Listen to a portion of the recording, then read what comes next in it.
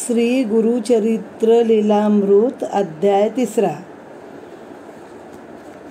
ओम गुरुर्ब्रह्मा गुरुर्विष्णू गुरुर्देव महेश्वरा गुरु साक्षात परब्रह्म तस्मै श्री गुरवे नमः.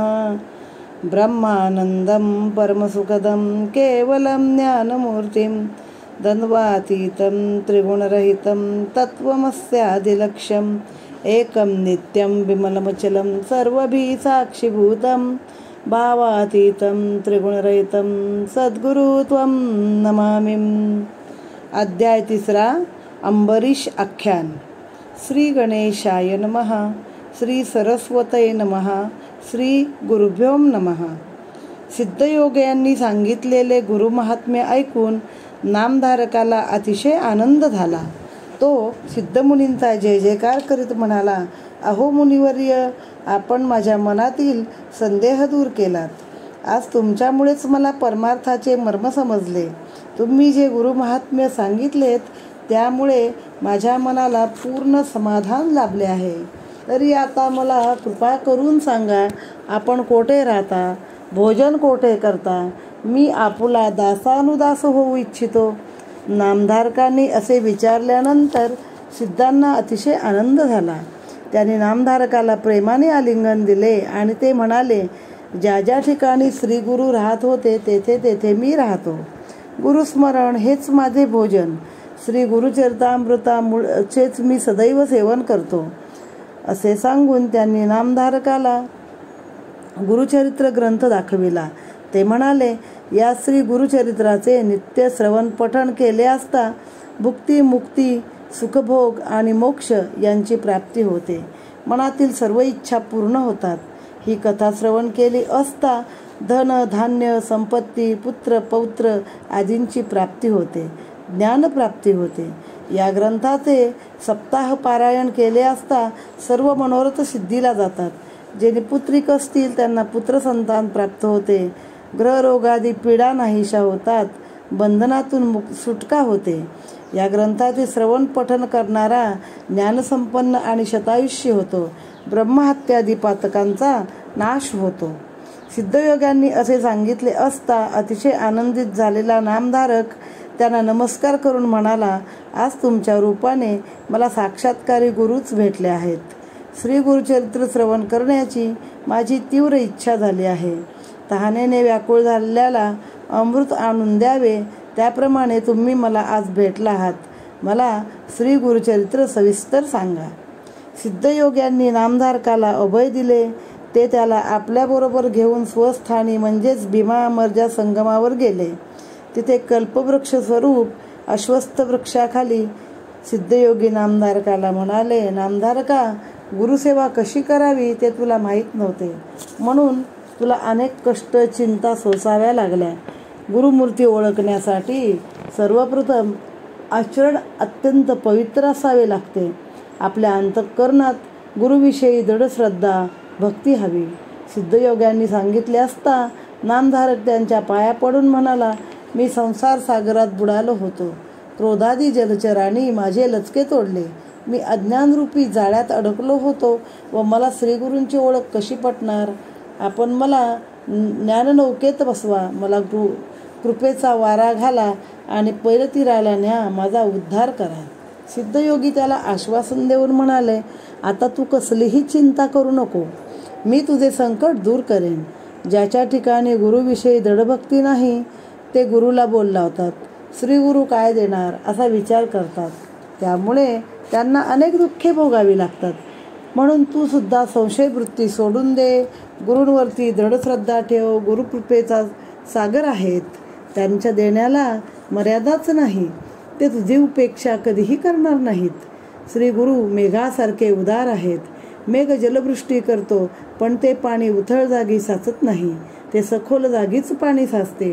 दृढभक्ती ही सखोल जागेप्रमाणे असते. प्रसन्न झालेल्या श्रीगुरूंनी मस्तकी वरद हस्त ठेवताच प्रपंच हा परमार्थ होतो. कल्पवृक्ष किंवा कामधेनू कल्पिले तेवढेच देते, पण श्रीगुरु कल्पनेच्या पलीकडचेही देतात. म्हणून तू निस्संदेह होऊन एकाग्र चित्ताने परमश्रद्धेने गुरुभक्ती कर. नामधारक म्हणाला, हे योगेश्वरा, आपण कामधेनू आहात, कृपासागर आहात. माझे मन आता स्वच्छ झाले आहे.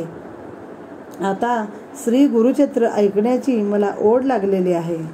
त्रयमूर्ती श्री गुरु मनुष्य योनीत अवतरण झाले असे मी ऐकले आहे. ते कशासाठी अवतीर्ण झाले ते मला सविस्तर सांगावे. नामधारकाचे हे बोलणे ऐकून सिद्धमुनींना अतिशय आनंद झाला. ते म्हणाले, वत्सा, आजपर्यंत तू जी काही गुरुसेवा केलीस ती आज फळास आली. मी पृथ्वीवर सर्वत्र संचार केला, परंतु गुरुचरित्राविषयी कोणीही कधीही काही विचारले नाही. आम्हाला श्री गुरुचरित्र सांगा असे कोणीही म्हटले नाही. तू पहिला मला भेटलास. तू खरा भाग्यवान आहेस. ज्याला इहपर कल्याणाची इच्छा आहे त्यालाच ही चरित्रकथा गोड लागेल. तू श्री गुरूंचा भक्त आहेस, म्हणूनच तुला ही बुद्धी झाली. आता तू काया वाचा मन एकाग्र करून श्री गुरुचरित्र श्रवण कर. त्यामुळे तुला चारी पुरुषार्थ प्राप्त होतील.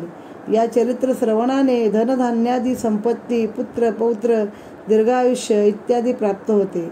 उत्तम गती होते, म्हणजेच मोक्षप्राप्ती होते. कलियुगात ब्रह्मा विष्णू महेश मनुष्य रूपाने पृथ्वीवर अवतीर्ण झाले तेच श्री सद्गुरू दत्तात्रेय. भूभार हलका करून भक्तांचा उद्धार करण्यासाठीच ते सर्वत्र संचार करीत असतात. आता पुढे ऐक. प्रथम आदिवस्तू एकच ब्रह्म असून प्रपंचात 3 गुणांना अनुसरून 3 मूर्ती झाल्या. सत्व, रज, तम हे 3 गुण. त्या 3 मूर्ती म्हणजे ब्रह्मा हा रजोगुणी, विष्णू सत्वगुणी आणि महेश तमोगुणी. त्रिगुणात्मक एकच मूर्ती म्हणजे श्री दत्तात्रेय. पहिला सृष्टी निर्माण करतो, दुसरा तिचे पालनपोषण करतो, तिसरा तिचा संहार करतो. हे 3 गुण अभिन्न आहेत. ही सृष्टी चालविणे हे त्या तिघांचे कार्य. या अवतारांचे कार्य व अवतार घेण्याचे कारण याविषयी पुराण कथा आहे. तीच मी तुला सांगतो. अंबऋषींनी, ज्यांना अंबरीश असेही म्हणतात, द्वादशी व्रताच्या निमित्ताने विष्णूला अवतार घ्यावयास लावला. ती कथा ऐक. अंबरीश ऋषींनी द्वादशी व्रत सुरू केले. ते नित्य अतिथी अभ्यागताची पूजा करून सर्व काळ हरिचिंतन करीत असत. त्यावेळी पारणे फेडण्यासाठी कोणी अतिथी आला तर त्याला अगोदर भोजन द्यायचे आणि मग आपण द्वादशीचे भोजन करायचे, अशी शास्त्राज्ञा आहे. अंबरीशांच्या व्रताची कीर्ती सर्वांना माहीत होती. त्यामुळे त्यांचा व्रतभंग करण्याचा असा हेतू मनात धरून शीघ्रकोपी दुर्वास ऋषी अतिथी म्हणून अंबरीशांकडे आले. त्या दिवशी द्वादशी तिथी अगदी घटकाभरच होती. पारणे करायचे तर तेवढ्या वेळेत अन्नग्रहण करावयास हवे. पण त्याच वेळी दुर्वास अतिथी म्हणून आले. दुर्वासांना पाहताच अंबरीशांना मोठी भीती वाटली. वेळ तर अगदी थोडाच होता. आता आपला व्रतभंग होणार या विचाराने ते अगदी अस्वस्थ झाले. तशाही परिस्थितीत अंबरीशांनी दुर्वासाचे स्वागत करून त्यांची पूजा केली. भोजनापूर्वी दुर्वास स्नानसंध्यादी कर्मासाठी नदीवर गेले. लवकर परत या असे अंबरीशाने त्यांना सांगितले. इकडे द्वादशी तिथी संपण्याची वेळ आली. दुर्वासांचा पत्ताच नाही. शेवटी व्रतभंग होऊ नये म्हणून अंबरीशाने केवळ एक आचमन करून पारणे केले. अतिथीच्या भोजनाचे पान वाढून तयार झाले. थोड्याच वेळात दुर्वास आले. त्यांना प्रकार समजला. ते अंबरीशाकडे रागाने पाहून म्हणाले, अरे दुरात्म्या, अतिथीने भोजन करण्याअगोदरच तू भोजन केलेस. थांब, मी तुला शाप देतो. हे शब्द ऐकताच अंबरीश घाबरले आणि त्यांनी तळमळून भगवान विष्णूचा धावा केला. शीघ्रकोपी दुर्वासांच्या मुखातून शापवाणी बाहेर पडली. अरे दुरात्म्या, माझ्या आधी तू भोजन केलेस. माझा तू अक्षम्य अपराध केला आहेस. या अपराधाबद्दल तुला सर्व योनीत जन्म घ्यावा लागेल. ही शापवाणी ऐकताच अंबरीश दुःखाने रडू लागले. त्याच क्षणी भक्तवत्सल भगवान विष्णू तेथे प्रकट झाले आणि दुर्वासांना म्हणाले, मुनिवर्य, तुम्ही माझ्या भक्ताला शाप दिलात, पण मी त्याचे रक्षण करणार आहे. तो शाप मी स्वतः भोगेन. दुर्वास ऋषी हे परम ज्ञानी ऋषीश्वर होते. ते ईश्वराचा अवतार होते. क्रोधी होते तरी उपकारी होते. त्याने विचार केला, या भूलोकी युगानुयुगे तपश्चर्या केली तरी सुद्धा श्रीहरीचे चरण दर्शन होत नाही. आता या शापाच्या निमित्ताने तो भक्तजनाचे रक्षण करण्यासाठी लक्ष्मीचा अवतार घेईल. दुष्ट दुर्जनाचा संहार करून नाश करून संत सज्जनाचे रक्षण करेल. मग ते भगवान विष्णूंना म्हणाले, हे श्रीहरी, तू पूर्ण ब्रह्म विश्वात्मा आहेस. तू परोपकारासाठी शाप भोगताना विविध स्थानी, विविध वेळी, विविध योनीत असे 10 अवतार घे. भगवान विष्णूंनी मान्य केले. त्यानुसार भगवान विष्णूंनी मत्स्य, कुर्म, वराह आदी 10 अवतार घेतले. हे अवतार कार्यकारण परतत्वे होत असतात. ते कधी प्रगट तर कधी गुप्तपणे होतात. फक्त ज्ञानी लोकांना ते समजते. ही कथा सांगून सिद्धयोगी नामधारकाला म्हणाले, आता मी तुला एक गमतीची कथा सांगणार आहे. ही कथा म्हणजे श्री दत्त जन्माची कथा सांगणार आहे. अनुसूया ही अत्री ऋषींची पत्नी. ती पतिव्रता शिरोमणी होती. तिच्या घरी ब्रह्मा, विष्णू, महेश हे त्रिदेव कपटवेश धारण करून आले. परंतु अनुसूयेच्या तपसामर्थ्यामुळे तिच्या घरी तिची बाळे म्हणून जन्मास आले. हे ऐकून आश्चर्यचकित झालेला नामधारक म्हणाला, हे त्रिदेव कपटवेश धारण करून अनुसूयेच्या घरी कशासाठी आले? त्यांची बाळे कशी झाली? आणि अत्री ऋषी पूर्वी कोण होते? त्यांचा मूळ पुरुष कोण होता? हे सगळे मला सविस्तर सांगा. अशा प्रकारे गुरुचरित्रातील अंबरीश व्रत निरूपण नावाचा 3य अध्याय समाप्त.